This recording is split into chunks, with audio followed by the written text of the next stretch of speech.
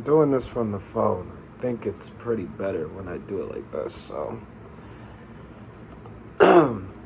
So I realize I haven't done a Raw review under the new Triple H regime, or the new Stephanie Nick Khan Triple H regime.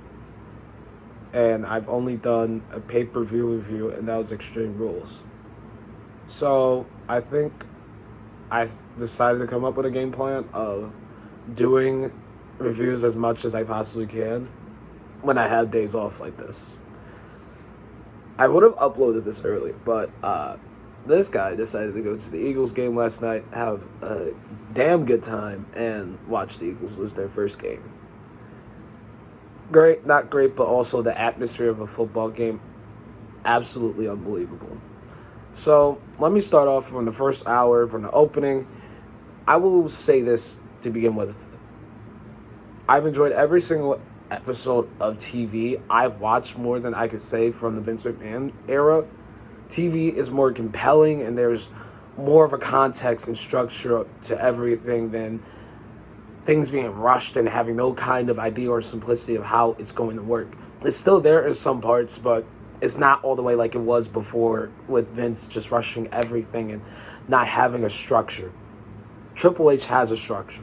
He has an idea, and he's pushing it. He's giving it his absolute all, and it's been fantastic over the last several months that he took over. So before we get to Seth Rollins' promo, we recap the open challenge, and I will just say that everything from how it worked out, Bobby is still a badass. He is still hungry.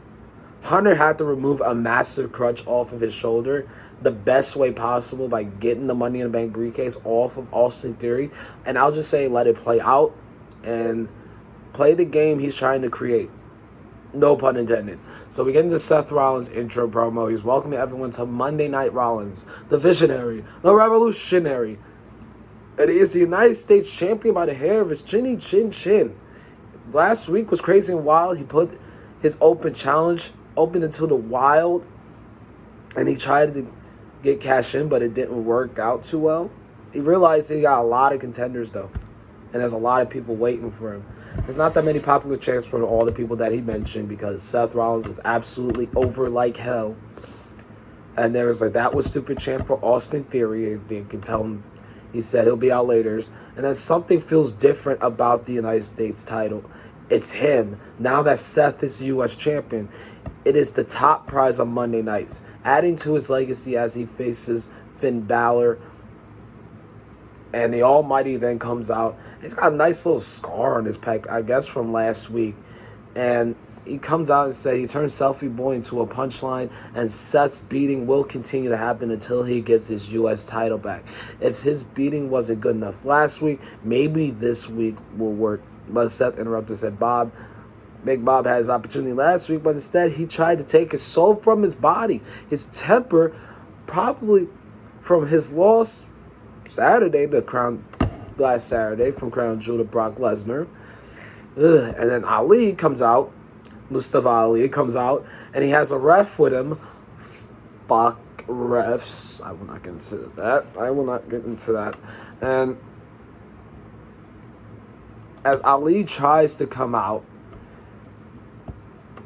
Ali is taken down, and then he tries again, and then gets taken down once again by Bobby Lashley, which leads to Lashley saying, I don't know if you're stupid or you have guts. If you want to get an ass whooping, come in and take this ass whooping. So far, so good. I think the promo battle was good. It was simple and effective, with Ali still being being persistent and Bobby still wanting to show his dominance. The U.S. title has never been more popular and prestigious than it has in the last year, now that Triple H is in charge. And the U.S. title being the only title round for the men to compete with, when the Undisputed Universal title is held by Roman. But I will say this, they should keep it together. And I also think that they should keep the Raw tag titles, they should keep the tag titles together. I actually like it this way. More challengers coming together, and also the prominence of one solid world champion, one solid tag champion, without two world titles, without two tag titles. it brings something more to people wanting to get hungry to compete for other championships. And when the world champion comes back, they're hungry for him too. They're hungry to face him, which makes it all the more awesome. And I absolutely love it. I love it this way because of how different it is. So I actually like it. I like that the Universal title, the Undisputed Universal title, is one title, not like the WWE title or the Universal title. They should keep it that way. And the tag titles, they should keep it that way too. So then we get to Bobby Lashley versus Mustafa Ali. It's a quick opening. Ali is using his quickness and persistence to attack Bobby, but he got impaled by the post, and then he got launched. And then he does have a World Cup match on Friday and an IC and a chance at the Intercontinental Championship. He's putting in a lot of work.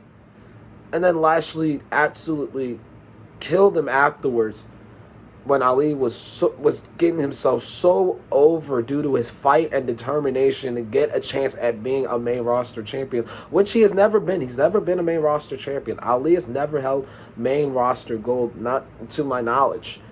He's never held the 21st. I think he's never held the United States. He's never held the United States or Intercontinental titles. He's never held tag gold. He's never held the 24/7 title. I think he never held the 24/7 title. And Ali fought. Then he got speared, and then he got hurt locked, and he was done. Dead and done. I just really love Ali's character. I've always loved Ali's character. He's been so persistent. He's been so good throughout his last several months, ever since returning back to TV back in June, and then also returning in the Triple H era. He wants to be a champion, and he will fight until he can't go no more. He's going out on his shield while Bobby continues to prove his dominance and why he is a force in WWE right now. He is absolutely amazing. I think Bobby is awesome. And we got backstage promo. First off, my favorite backstage personalities, backstage people, Kayla Braxton, Kathy Kelly. Love that Kathy is back. The OC backstage with Mia Yim. Let's not say retaliation because that was a shitty retribution name. And the answer to the Rhea problem is simple. And they said, bring it. Luke is owed a thank you because he has a way with the woman. And the whole thing needs to come to an end with the Judgment Day. It's been going on since WrestleMania, and a match is set for Survivor Series. AJ Styles versus Finn Balor. Mia is taking part in a return match tonight. So, pretty interesting to say the least. War Pigs by Black Sabbath is the Survivor Series War Games theme song. I might add it. Maybe I'll listen to it later. And let's add more into the first hour. I'll say this. The Wilkes-Barre crowd was absolutely ass, and the Louisville crowd was much better. And then Rhea is out with Subnik during Mia's match with Tamina. First off, Sub is a fucking dweeb. And Tamina had little offense. Not the most perfect opponent I would have chose for Mia Yim. It was sloppy in a lot of places, and it's not the best match to have for Mia's return. Mia's great, Tamina is not. And then we got a little stare down between Mia versus Rhea. I want this. We got Bongo Matt and Kathy Kelly, with Matt cutting a promo saying the Elias is doing booking things and rock star stuff while Matt is preparing for Chad. And we got a sheesh bro off, which was, they had me cracking up at like freaking 3:30 in the morning. I was watching this. I watched Raw all the way up until 5 a.m., which is crazy. I came back and watched Raw and decided to do all this. It was good. Matt thought it was good, and then no, it wasn't. Anything that's more ridiculous than the clown show that Otis dubbed them is Riddle and Elias as a tag team. Lame-os. Well, I think any time Riddle is in a promo with anybody, especially with Chad Gable, it's just awesome due to the amount of smiling I have when they put on great comedy. And also, I had some vodka in my system, so it was still very funny. Mia and Damage Control backstage. It's been a long time since Rhea has had it equal, but she's been but Mia's been forgotten for too long. Dakota and Mia have a lot in common along with Bayley and Io. They've done something about it. Mia should probably join the team, but Mia doesn't have a problem with Bianca, Alexa, or Asuka, but she should think about it, is what Bayley did say, but not too long, is what Io said after. And then the OC coming with some bears. What? It's an interesting little thing. It was at best. Then we got Matt Riddle versus Chad Gable. I love each of their things they did when they were in RK Bro, when took on Alpha Academy in 2021 into 2022. Chad had early control, and then we had an inflatable grandpa little thing that Corey Graves called Elias and Matt, which was absolutely amazing. I love Corey Graves still to this day. A dragon screw and then a no-sell of the leg. It was a devastating fall from a German suplex off the top rope. We went to a commercial break. Riddle took control again, but it was the shush bro moment that the two had in a back and forth exchange, which is actually pretty cool. It was a comeback that ended up not going so well for Riddle afterwards. It was a nice match, and the ending was worth it as Chad Gable sneaked up a nice little win versus Matt Riddle. It should lead to Chad Gable and Matt having some kind of match very soon. Not bad. I thought it was a really nice match. Again, it was, for what it was worth, something really good. We got into JBL and Corbin smoking a cigar, drinking a beer, what? Having a whiskey, what? And then Akira comes in, and he's still employed. I didn't know Akira Tozawa was still employed. And have you ever played poker or know the rules about it? No. Do you know any of the rules? Nope. It was funny. I thought it was really funny. And then it led to The Miz coming out with his hair slicked back in a sweater suit combo. Cardigan. That's what he called it. I got a cardigan in my room. It's a hoodie cardigan. Pretty nice. And a sweater suit combo, actually dapping with the kids and family, which was pretty fun. And then it ended the first hour. I liked everything so far besides the damage control stuff and Mia versus Tamina. A very good match between Riddle and Chad Gable. Some nice little stories that were building up. I gave it a 3.5 out of 5. And when we get to hour 2, Miz TV sit down with Byron Saxton. And I can honestly say Byron as a backstage and interview persona is better than him as a commentator. And then Miz welcomed everybody to Miz TV. And then Byron Saxton took over the hosting duties. And asked him, is Miz sorry for the attacks he paid Dexter to do? And Miz had a nice little statement. He said he regrets paying Dexter. So he paid him for empathy. He never had a day off for 18 years and wanted a cheer, even though he did some in 2012 and 2014 and 2019 to 2020. He wanted a pat on the back when he gave Dexter a chance, and he didn't get nothing back, but Dexter kept taking until he had to take matters into his own hands. Then why did he tell a completely different story than the one he said to the camera? He was telling her what she wanted to hear, to buy the intellectual property. He spun the truth to get a more interesting prophecy. He's a loving father, husband, dealing with depression in his bedroom. And then Johnny comes out. Miz isn't depressed. He was in Cabo. Another lie. Depressed in his hotel room. Well, no one cares about the Miz because he takes the easy way out. Miz got caught in the lie due to it making more sense to just escape the truth. Miz, will you shut up, Byron? It was great. Byron is great, and that was a nice little thing that they did. Johnny's truth is just making more sense. Johnny's truth is just for people to cheer for him. Easy as 1, 2, 3. The truth is, Mike is a compulsive liar. I have a cardigan hooded. I have a cardigan.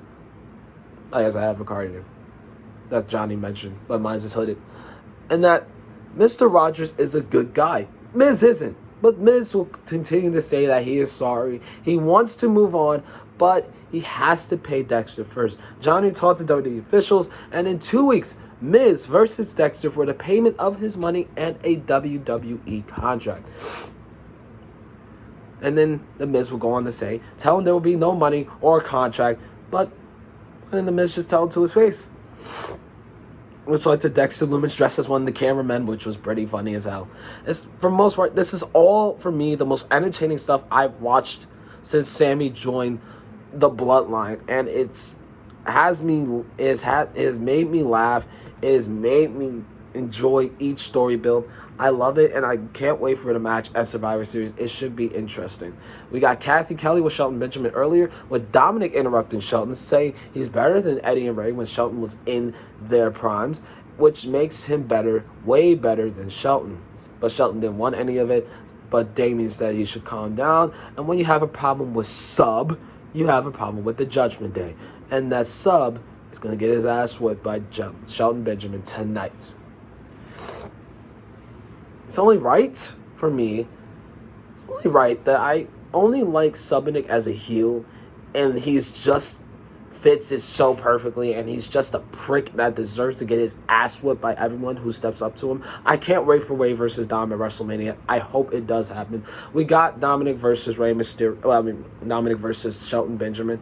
I miss his "Ain't No Stopping Me Now" chant. We got Ain't No Stopping Me Now thing. We got an OVW chant for Shelton Benjamin because he's well deserved for his work he did down there in that lauded 2002 class. Amazing. He's a slap. Then Dominic gets taken control like a sub he is. A shoulder tackle, slid out. Shelton is not fazed by subs, and he never will be. We got a little homage to Uncle Eddie with Dominic doing the little shimmies and shakes. They got head scissors in a spot where Shelton takes down Sub with a power slam. He's rolling outside again to Damian Priest distracting him. Then Rhea distracts the referee, which leads to Dominic winning with a DDT frog splash. It was fine for what it was. I would love to see Shelton one day get one last run in the mid-card for a title that, as he's still got it, but Sub with the win. Thank you to Ashanti, Lacey, Bobby, and Montez for your service. Veterans Day was on Friday. It was nice little tribute that they said. Damage Control, Io Sky versus Dana Brooke. Good for Triple H getting rid of the 24/7 title. So many wins under his belt. What? Io won, by the way. God, she's so sexy. She's so sexy. God. Mia chose her side. She chose the side with Bianca, Bliss, and Asuka for Survivor Series. And so glad Nikki's not a superhero no more, because I loved Nikki Cross instead of Nikki ASH. Akira then took all the money and he won everything in his first play. And then he challenged Baron Corbin to a match. Okay. And then Austin Theory had a nice little backstage segment with Dolph Ziggler. First, he said he had to hear the fact that he was Mr. Money. He was former Mr. Money in the Bank. And that no one understands him because of his looks, opportunities, and he was the next big thing until he became the face of the franchise, and people hated him due to not relating and wanting him to fall short. Everyone thinks last week he fell, but he is more alive than ever. Whenever Roman has looked vulnerable, which is rarely, the Bloodline is there. SummerSlam it was Brock. Clash at the Castle, Tyson Fury. If not for any of those two, it's the Bloodline, and they're always around. The Bloodline would be there. So why not go after Seth, the best champ in the last decade? And not for Bobby, it would be his moment. It's the worst cash-in ever. Then afterwards, said by Dolph Ziggler, who tried to help him, but he threw it all away. He wouldn't know because Dolph had one of the best cash-ins. And then Austin is done being the kid, the rookie, the next big thing. He is the now. And they meet in the ring tonight. Honestly, Austin really was held down by the briefcase, which was not his fault. And his promo was perfect. I still think the cash-in was a win-win. And this certainly is setting things up to be a win for him. It should be a win-win for sure. And then we got Ziggler versus Theory. For once, a serious Theory with no phone or nothing. And I think they said they're dropping the selfie gimmick, which is perfect. I think a more serious Austin Theory leads to him getting a much more better look as a main eventer in the future. And then he was taking over Ziggles. Ziggles was getting dominated for the most part, but these two had a really good back and forth match. A nice match that had the crowd going all the way for this match for sure. The two men put on a really good main event not long ago. So seeing these two again have another really good match in the middle of Monday Night Raw was better than anything going forward as that point. Then Ziggler has some really good near falls with the Famouser and then the zigzag, but Austin then took over with the A-Town down and then just murdered Ziggler. He murdered him afterwards, hitting 2 A-Town downs and then knocking him outside of the ring and then just beating them up with just everything he could find, from the announce table to chairs. It was insane. It was absolutely awesome. I think this Austin Theory is much needed for him to boost himself into the next level and damn sure carry him into the main event scene in due time. He is no damn kid. He is 100% all for a reset and he is right now killing it. This is great. I thought it was awesome. We got a War Games promo video when it made me reminisce on the old NXT War Games and black and gold days of the Undisputed Era versus the entire roster. They only won 2 War Games matches in that time period, 2017 and 2020. I miss it. I wish they come back. And then we go into hour 3, which starts with Rhea saying that she's going to join Team Damage Control. And by the way, can someone get Nikki off the top of the equipment, please? Hello? She's on top of the equipment. And to be fair, booking a 3-hour Raw is very difficult and honestly not the most consistent thing Triple H has been able to do, but he's done really good. He's done really good in his time in booking compelling TV all around, regardless of everything. So it then got to a Baron Corbin versus Akira Tozawa match. And seriously, how is Akira still in WWE for this long? One of the last of the original 205 Live and from the Cruiserweight Classic along with Cedric Alexander. I think there ain't nothing. There's that many people still around. And then he got caught. The character had a pretty solid showing, but he got caught in midair for the end of days. Good night. It was actually a pretty solid thing. It's not bad. I like the match.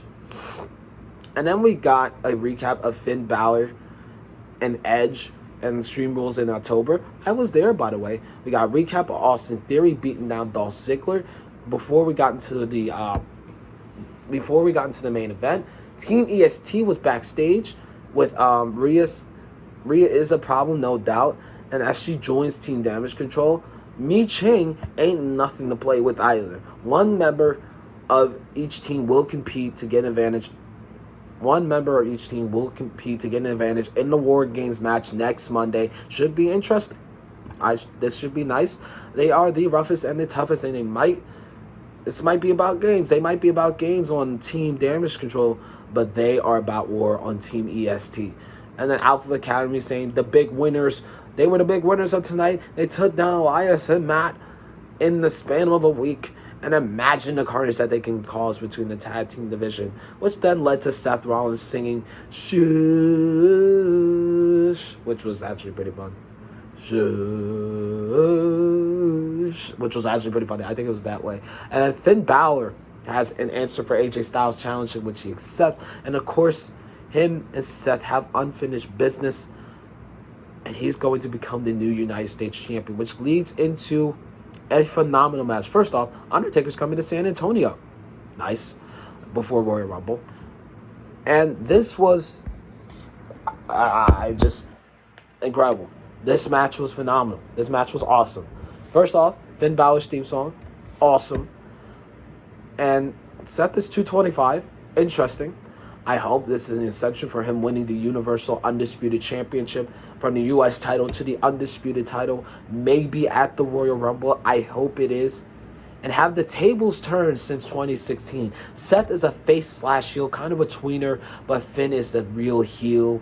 And I decided to watch the match for what it was and just not take any extra notes besides the ones that I took from it's Fight Night in Louisville, from the OC and Judgment Day coming out, AJ Styles costing Finn Balor. It was an incredible match, back and forth. Seth taking damage for real, and then Finn Balor. These two men had such an incredible match. It was crazy. And then Austin Theory came out and attacked Seth Rollins after the match, after winning with the stomp. Theory bludgeoned Seth Rollins. Hit him with a couple of 8-count downs. Took him outside, threw him all around the arena, threw him all around the ringside area. And within a week, from having a crutch, he went from having a crutch to be one of the more interesting characters in all of WWE right now. The Money in the Bank briefcase definitely was not needed for him. Austin Theory is awesome. I think he is definitely on the verge to big-time success. And my overall view is some people will have a reason to call it a mixed bag of an episode, but I really enjoyed the show throughout all the hours. Everyone put in their best effort into everything, besides Tamina, but throughout, I was entertained, and it was amazing. Theory is truly right now a major bright spot after his failed cash-in, and has the potential to break out into something bigger than what he was meant to be under the new Triple H regime. Seth is the best thing on Raw with his consistency in performing in high-level matches every week, and the U.S. title is important as a title on Raw, more than ever. I love the Raw side of War Games. I think War Games match between Team EST and Team Damage Control should be awesome. The Survivor Series Raw side is looking great. AJ Styles versus Finn Balor is looking great. I think there's going to be more matches added for sure, but I am ready. And overall, I decided to rate this a 5 stars. They truly went in Raw. Finally, it was incredible. I thought this Raw was simply most entertaining stuff I've watched in a long time. Let me know what you thought of Raw in the comments. I'll be looking, and let me know about this review. I kind of fucked up my words in between, just kind of reading. It's really weird how I try to read things, and they're so bunched up together. It's so dumb. But let me know what you thought of Raw in the comments. I will be looking down. Let me know what you have thought about Triple H's era of taking over creative in the comments. I would love to hear if you think Triple H is doing good, if he's doing bad, if there's some things he needs to improve, if there's some things he doesn't need to improve. And let me know if you want to see the title split. I don't actually want to see the title split. I don't want to see the Raw or SmackDown tag title split.